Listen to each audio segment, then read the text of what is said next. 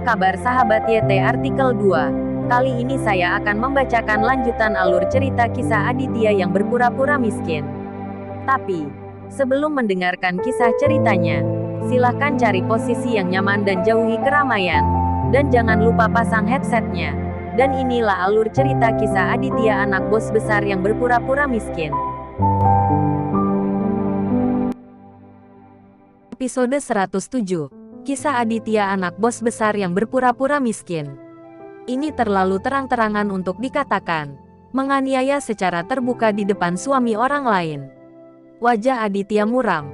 Dia menyadari bahwa jika dia tidak memberi warna pada Evan, anak ini akan terus-menerus memprovokasi.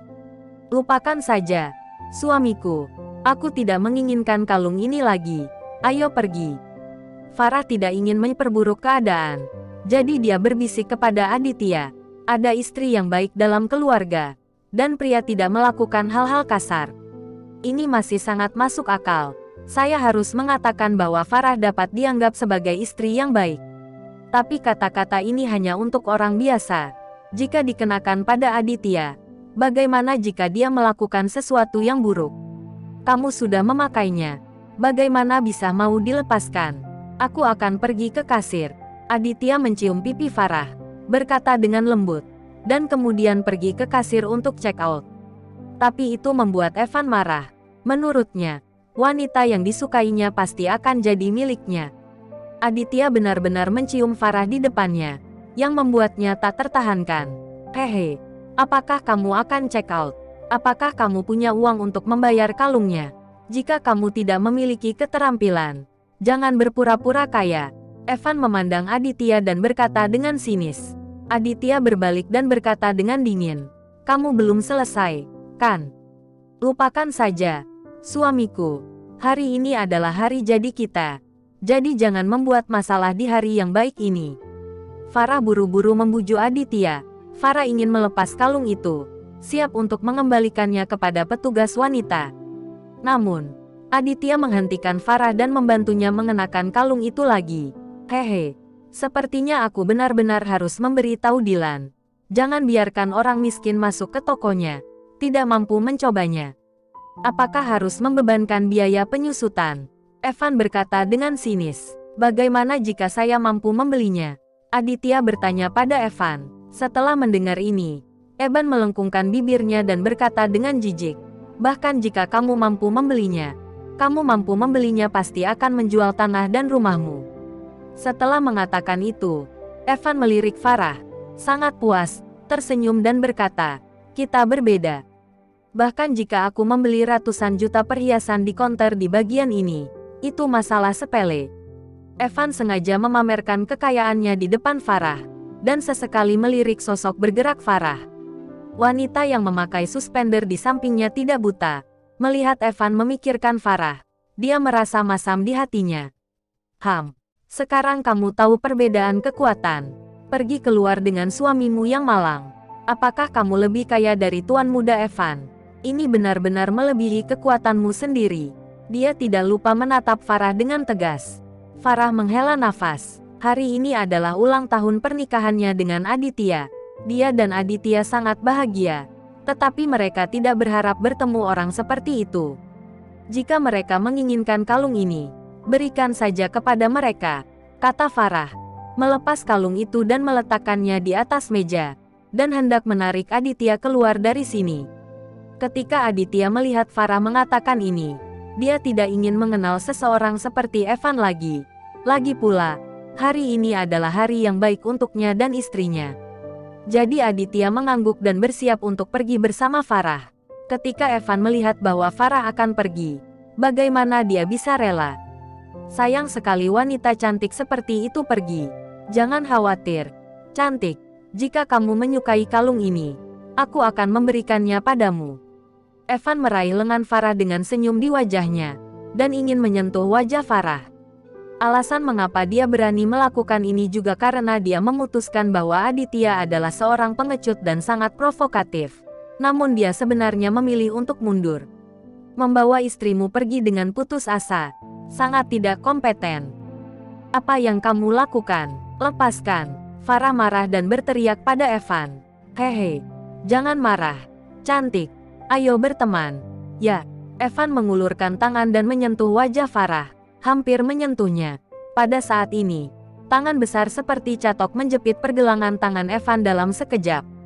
Ya ampun, Evan ditampar begitu keras sehingga hidungnya berdarah. Dia berbalik. Aditya yang sedang memukulnya. Sial, kamu berani memukulku. Mata Evan membulat, dan dia sangat marah sehingga dia menggertakkan giginya. Tidak ada yang berani memukulinya seperti ini ketika dia sudah besar.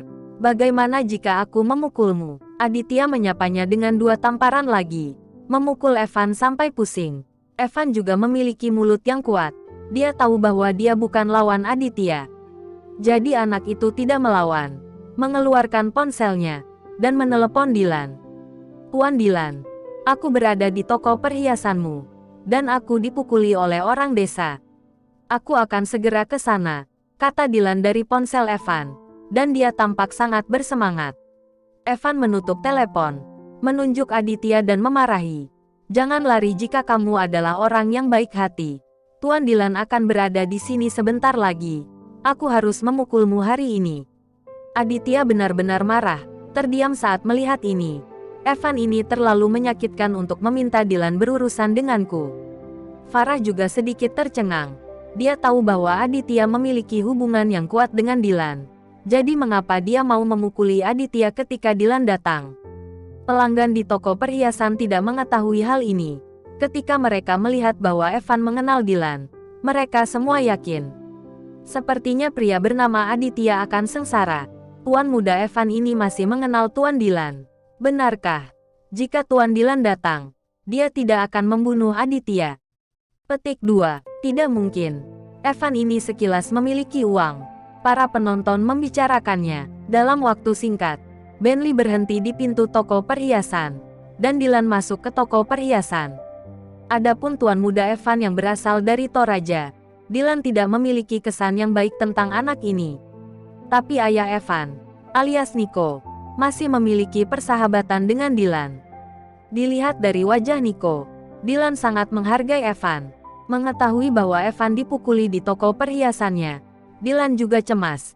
Jadi dia bergegas untuk melihatnya. Saat melihat Dylan datang, pinggang Evan tiba-tiba menegang. Tuan Dylan ini adalah bos paling kuat di jalan di kota Manado. Dengan Tuan Dylan, siapa lagi yang ditakuti Evan? Tuan Dylan, anak bernama Aditya ini memukuli saya. Tolong bantu saya menyingkirkannya. Evan menyambutnya dengan marah dan berkata kepada Dylan, menunggu Dylan untuk memberi pelajaran kepada Aditya. Ya, Tuan Dylan, Evan dipukuli di wilayahmu. Kamu harus memberi kami penjelasan.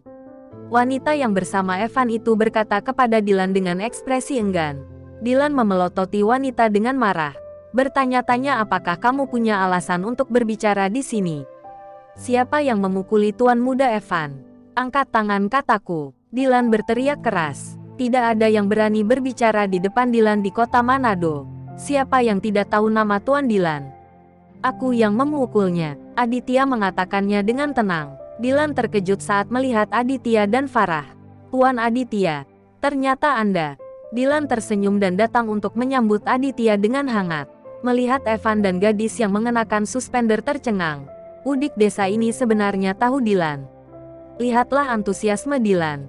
Ya, Dylan lebih antusias daripada Aditya. Evan terkejut dan tertekan di dalam hatinya.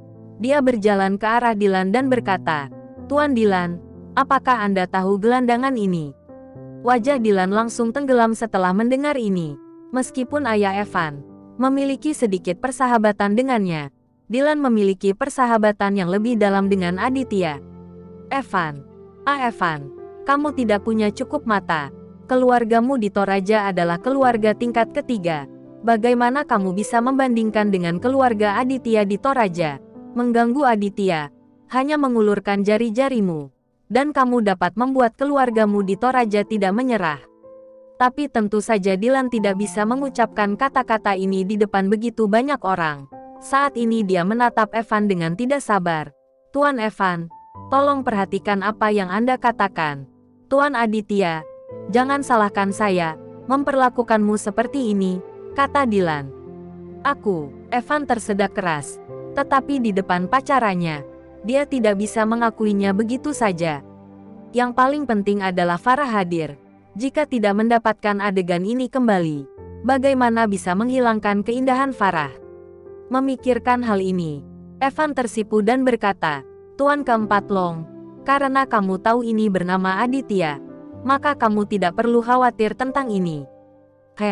Aku ingin sampah malang ini tahu apa yang akan terjadi." Benar, si miskin terpaksa memberontak. Pacar Evan juga memarahi Aditya dengan hina. Aditya benar-benar kesal saat ini. Evan ini adalah orang desa yang miskin. Apakah dia benar-benar berpikir dia kaya? Apakah kamu pikir kamu benar-benar kaya? Aditya memandang Evan dan gadis yang mengenakan suspender dan bertanya kepada mereka. Sangat bodoh. Kamu masih sangat tidak yakin. Lihat, wanita itu menatap Aditya dengan jijik, lalu berbalik keluar dari toko perhiasan, dan mengangkat koper dari mobil Evan. Dia menyeret koper itu ke dalam toko dengan susah payah, dan kemudian membuka koper itu di depan semua orang. Tumpukan uang tunai merah dan cerah, memenuhi sebuah kotak besar. Ini 1 miliar, pernahkah Anda melihat begitu banyak uang tunai sebanyak ini? Itu hanya uang saku tuan muda Evan. Wanita itu bangga melipat tangannya dan mencibir pada Aditya. Semua orang di sekitar tercengang. Tuan muda ini terlalu kaya, kan? Taruh uang saku di mobil, itu banyak. Evan juga sangat bangga, dan sangat puas dengan penampilan pacarnya. Sekarang dia telah mendapatkan kembali banyak wajah. Bagaimana kalau menjadi miskin? Apakah begitu banyak uang membutakanmu? Evan bertanya kepada Aditya. Aditya, ayo pergi. Ayo pulang. Farah tahu bahwa Aditya pasti tidak punya uang, dan takut Aditya tidak akan bisa mengalahkan Evan. Jadi dia membujuk Aditya untuk pergi. Melihat Evan dan gadis di samping Evan belum selesai, Aditya juga menjadi marah. Bukankah itu hanya uang? Aditya mengeluarkan ponselnya dan menelepon Rianti. Kirimkan saya uang tunai 100 miliar ke toko perhiasan Dilan, dalam waktu 20 menit. Begitu Aditya selesai berbicara, semua orang yang hadir menganga kaget. Ada 2 orang dengan kualitas psikologis yang buruk yang langsung dilempar. 100 miliar tunai, dalam 20 menit, terlalu berlebihan. Selama setengah menit, seluruh toko perhiasan terdiam. Hahaha, kamu membuatku benar-benar tertawa dan membuatku kesal. Apakah kamu seorang pembual yang malang yang tidak berpikir? Wanita itu sadar, menutup mulutnya, dan bertanya kepada Aditya sambil mencibir. Evan tertawa terlalu keras. Dia lupa bagaimana dia ditampar barusan. Dia menunjuk Aditya dan memarahi Aditya. Oke, dasar brengsek. Aku hanya menunggu uang 100 miliar ini. Aku benar-benar ingin aku melihat uang ini. Saya akan bersujud di depanmu jika uangnya ada. Bersambung.